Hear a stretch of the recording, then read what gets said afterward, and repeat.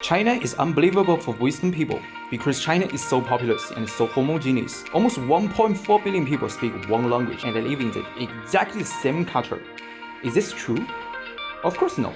China can be divided into 34 regions and each of them have their own culture and story. It's not well known by these YouTubers who travel and live in China, but it's very common sense for Chinese people. Anyway, there's a huge difference between Chinese and Chinese. Let's talk about this. Number 1. Shanghainese. They're special Chinese because they are actually Westernized and they live in between the Chinese culture and the Western culture. Different with most of Chinese, Shanghainese are very concerned about interpersonal freedom and interpersonal distance between the individuals more than any other Chinese.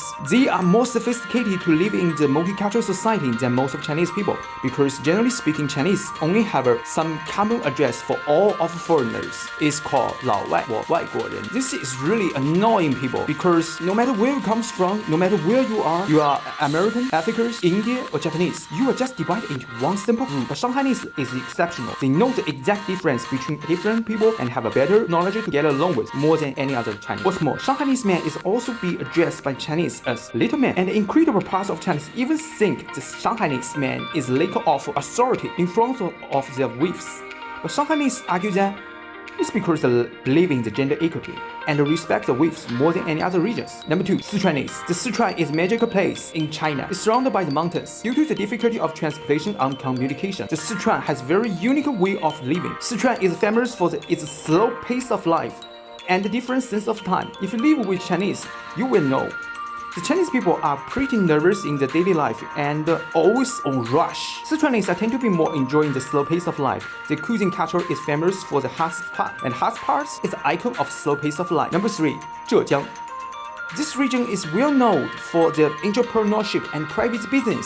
Zhejiang has the most developed private economy in China. Nowadays, one of the most famous Zhejiangese is the greatest entrepreneur of China, Jack Ma.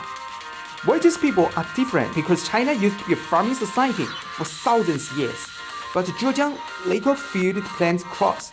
Thus, people can only rely on business and trade to survival. This environment cultivates its business, tradition, and culture. When China was open and reformed, every single village became a business unit in this province.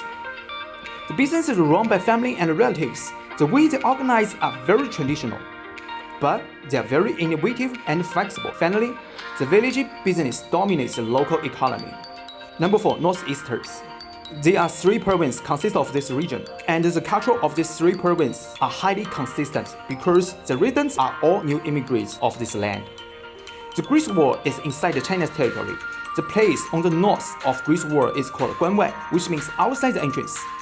The place on the south, which is protected by the Great Wall, is called Guannei, which means inside the entrance. The northeastern most immigrants from Guannei to Guanwai in only 100 to 150 years ago. They are pioneering of this land.